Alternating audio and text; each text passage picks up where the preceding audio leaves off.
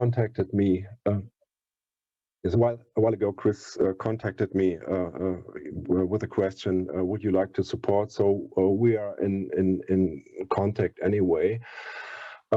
Yes, and it is about. Yes, it's not really about autonomous systems, but it's on the way, on the track, maybe perhaps on the track to autonomous systems. And yes, autonomous systems require assistance systems, and that's what we mainly would like to show today. Before this, we have a short short introduction. So Maria always introduced us. So I think Timo, we don't have to do this, or we don't have to go in more detail. So we are located 10 meters away from Nordrhein-Westfalen. So we are just on the border to Niedersachsen, but our headquarters of the company, they are in Nordrhein-Westfalen, which is 2 hours away from Bonn. And yes, so here in this, in our department, which is CLAAS E-Systems, we focus on electronic technologies group-wide for all different types of machines in agriculture. So, but we will have a look on these different types of machines, but we don't want to go too deep into that. And Timo and I, we are both working in the advanced engineering department, which is the department just, if you watch for the life cycle of a development for an engineering process, we are located just before, in the time sequence, before the serial development. So this is sometimes quite concept and research oriented, what we are doing. So sometimes we are close to what you are doing at university or in research institutes. So yes, that's just an overview of about machines. So we have a very agricultural oriented audience. So not to go too deep into that. So that's basically harvesting machines, self-propelled harvesting machines, tractors, implements, and some more. And there's no machine without software and systems. And as usual, we have a service and parts department, which is basically the after sales business. And that's, Timo, that's your first slide. Nice. Okay, can you hear me? Yeah. Perfect, thanks. A very warm welcome also from my side, and many thanks for the invitation. What I would like to start with is a short differentiation between the classical robotic systems as we know them maybe from school and our harvesting machines. Whenever we think of robots, we always link them to the task, how do we get from A to B? Of course, these questions have manifold facets and boundary conditions, but well, it is within the definition of a robot to interact with the world.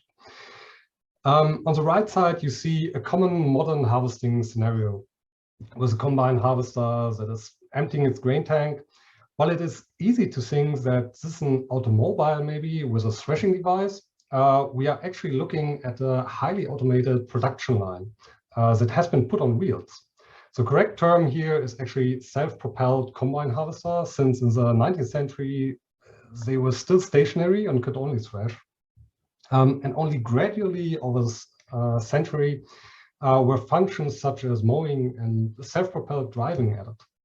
Of course, these machines also have to get from A to B on the field, but this is not the main criterion for selling many machines to our customers.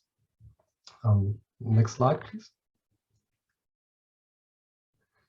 And here we see now on the left side the interior production line, which is defined in front from the cutting of the plant to the transportation to the threshing drum, and the threshing of the grains to the chopping and distribution of the straws in the back. This process is highly complex, depend on many parameters, which are continuously changing, and these are measured and controlled by countless sensors. This is something that we are, I think, incredibly good at, and that we can also automate well within the boundaries of our threshing process. However, this process, as illustrated here, is predominantly independent of the outside world. To get even better, we need to add exoreceptive sensors and information sources that capture the environment and its states.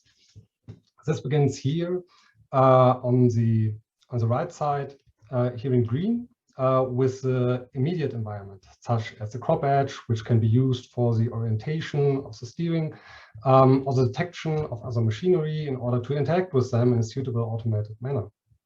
Highlighted in red, the addition of local information about the field to predictively control the internal process concerning crop height, for instance, is the next step in optimization. However, the last two examples can only be tackled from or can actually be tackled from an ego perspective. Using global positioning systems allows us to incorporate even more knowledge about the field, its properties, geometries, and can then be facilitated to optimize logistic chains, for instance. Finally, by adding geoinformation systems like satellite imagery, further optimization based on NDVI, for instance, can be conducted here. Now, from this perspective, so this is the status quo. From this perspective, all problems seems to be solved, right? So why don't we robotify the whole system?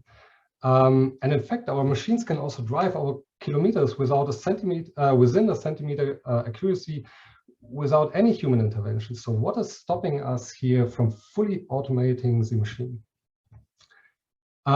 Well, reality does. Next slide, please. So as a romantic idea of a harvest, there is a homogeneous lighting exposure, no dust, and the plants are all standing candle straight. The reality is actually characterized by high dust level, sinkholes in which entire machines disappear, lodge grains, which are the plants lying flat on the ground, and machine maintenance. And this is just the tip of the iceberg. However, we develop and bring to the market assistance systems and machine automation so that the machine operator can ensure a continuous harvest with minimal downtime, I would say. So next slide, please. The current status of assistance systems can be nicely illustrated by the automation levels of the SAE standard, which I think is well known here in the community. So the first two levels, 1 and 2, already been developed for years, I would say. This includes, for example, automated traversing of contours or automated overloading, for instance, interaction with process partners. The next stages, 3 to 5, however, also include the reliable detection of the environment during the harvest. And here, sensor modalities are still being sought that can cope with the harsh conditions of harvesting. Yeah, so it's yours, Thilo. Okay, so what basically drives us is the performance of the machines. Not only the performance, but also other things like environmental protection and stuff like this, and comfort. So whenever you operate a machine in the real environment, you have an installed capacity, and if you operate this machine by itself or just in collaboration with other machines, you can see dropping down the capacity. This is due to a lack of knowledge from drivers. This is influenced by the environment. So we are not able to cope with every condition. But we think about improving, or in other words, to reduce this gap. And we develop assistance systems, or we are going towards autonomous systems because we think we can reduce the size of this gap. And furthermore, so if you talk about autonomous systems, this has a lot of more impacts like sustainability or new ways of producing plants, like pixel farming or precision farming in a very advanced way. So making machines bigger and bigger all the time does not reduce the gap. It can even open up the gap, because you get more and more single points of failure, and so there's a lot to discuss about that. So this is a graph just to show you a basic idea what motivates us developing machines and surrounding systems. And yes, so we have some examples for assistance systems that go quite beyond or can get quite close to autonomous systems. And one system is an expert system. It's for automated machine optimization during work in the field. So we invited a lot of experts. We formulated rules and implemented these rules, and these rules are inferenced during machine process. We developed a lot of different models, and these models, seen on the right-hand side, they can adapt or they can be optimized all the time during this process. So this is our way how to improve machine performance, not only machine performance but also driver comfort. We can relieve the driver from some repetitive tasks or tasks the machine might even make better than the driver himself. So that's one idea. The next idea is a camera-based automation. So we also use cameras, and that's where they are a very important technology for us. On the left-hand side, you can see the autofill system, which helps the drivers of these two machines, of the harvesting machine and of the transport cart, to ease the process of overloading harvested material, which is a permanent process when doing forage harvest. So on the screen you can see where you already reached the limit of the trailer, and it also helps you to find other places where to load material. This is a quite challenging task. If you do this 8 to 10 hours per day for the driver, it's a very challenging job, and the assistance system might help here. Basically, the same type of camera can be used on the top right side. You can see the recognition of plant rows and find the optimal position, lateral position for an implement for mechanical weeding. So this is applied to for very precise control of this weeding implement. So only even a high precision GPS would not help. It helps positioning the tractor, but we need an additional technology to adjust the implement. And yes, and another example for that is to identify the swath of grass before chopping. And the camera, it's a 3D camera, recognizes the swath and provides a 3D model and allows steering along this swath.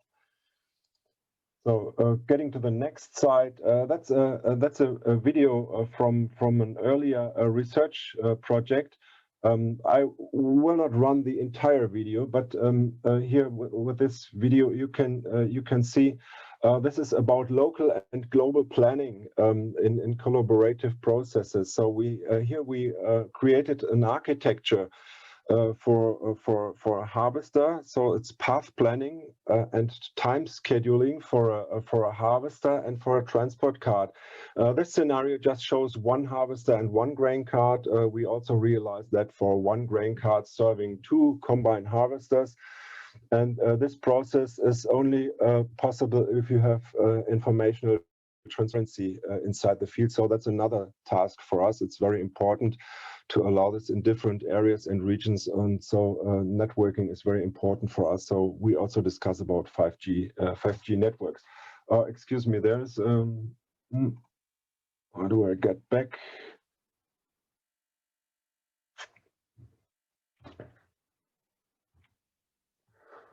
This video ran, excuse me.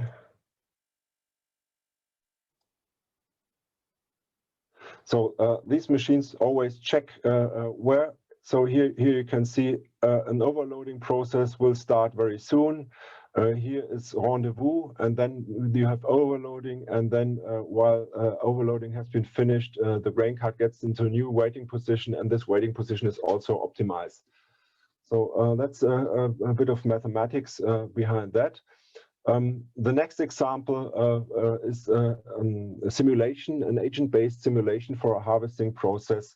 Also, I would like to give a very short insight here.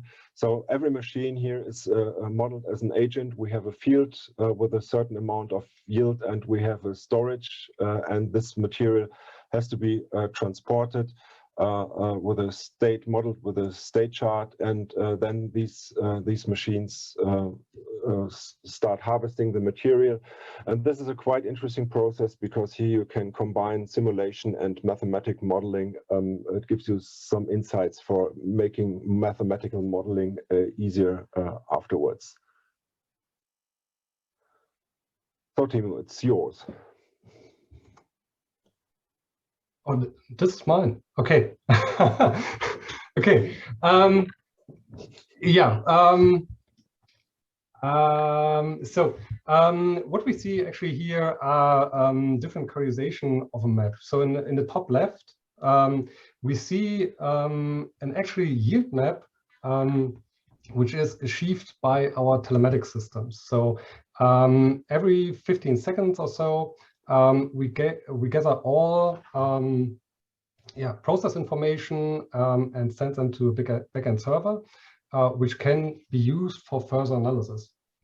And I just wanted to highlight this image here as a post-production analysis to other modalities like the Reichsbodenschätzung from 1938, for instance, or soil connectivity measurement, drone-based height mapping, or EVI derived from Sentinel.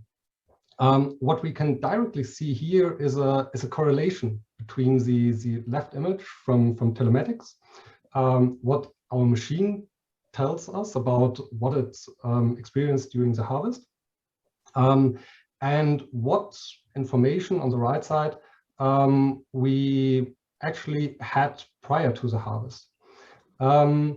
And using this information, we can actually prospectively control the machine. And this was analyzed in the research project Prospective HARVEST, where we can then, for instance, control the internal machine parameters to prospectively control the overall process. Yeah. Next slide, please. Yeah. This is another research project. It's OVL, EUE. As a roboticist, you may know the video is a bit broken. As a roboticist, you may know the performance and also the abilities to interact with the environment is determined by the model of the environment. With a model that builds up at runtime and is not statically loaded onto the machine beforehand, we could actually plan deliberatively in the short term. So this is what you do when building coast maps in ROS, for instance, with a navigation stack. On the many existing environment modalities that persist in the literature, grid maps are probably still the most famous and applicable forms of the environment. Occupancy grid mapping is used in robots for navigation to mark traversable and occupied regions. In harvesting, however, it is a bit more complex, as we are not only looking at traversability, but also, for example, processability. And OGM is, first of all, a generic framework where we can feed data into as long as we have an inverse sensor model, right? So our Lexion combine harvesters are equipped with so-called field scanners, which is a common laser scanner observing the forefield. It is used in our products for automated driving in a crazy reactive manner. However, One can also classify the data and perform a perspective transform, which then results, for example, in this grid map on the right side. I'm sorry for the video, but it should show that it builds up. So the crop layer in green and the ground layer in blue. But however, let's go to the next slide. It is maybe a bit more entertaining, yeah. On the next slide, we see an example of environment classification based on camera images. This is definitely a blue ocean situation here, where everything is clearly visible to the machine operator and also to the camera. However, one can already guess where the special difficulties for image processing lies. Process relevant features such as the stock edge and tram lines actually only differs in shades of brownish and grayish. However, machine learning methods are able to classify regions properly and build up corresponding hypotheses here, which we can see in the top image here with the green lines and purple lines, which are the derived hypotheses from the semantic segmentation from the lower image.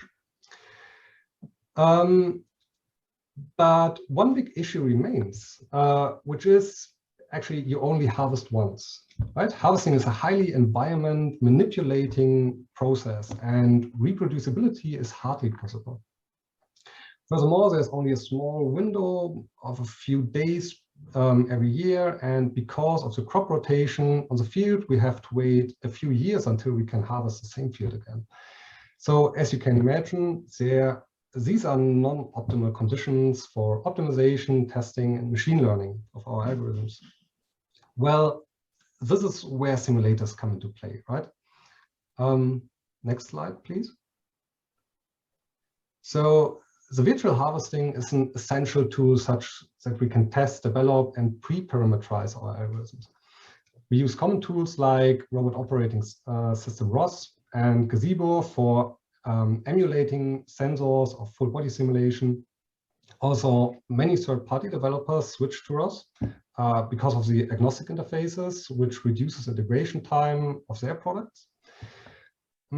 However, there are demands to scale our productivity and products even more. To achieve this, we have to be more promiscuous without telling too much about our intellectual property, right? So this is where we come to the next slide. To achieve this goal, we participate currently in two promising AI and business-to-business research projects. One being AgriWS, which focuses on building a business-to-business platform for agriculture purposes based on GaiaX. GaiaX comes with a protective data space where information can easily be exchanged without violating legal or personal rights. This enables us to leverage data-driven products from other companies, for instance, AI companies, and use these in our own machines. Another fruitful aspect of AgriWS is the synthesization of data, which will be used to augment existing data sets to generalize our algorithm. Eventually, the research project Reskill facilitates us then to run algorithms on our machine in a resource-efficient manner. Yeah. Next slide. So, coming to the end of our presentation, we'd like to ask the provocative question of what image does show a robot, actually. I think we can only strive further in terms of the robotification in agriculture when roboticists and agriculture machine manufacturer come together, and even more parties here. Both are specialized in their field of research, right? And it might not be so easy as teaching a robot how to harvest rather than robotifying a highly automated production line like the Lexion combine harvester here shown on the right. Thank you very much. Yes, thank you very much. And yes, we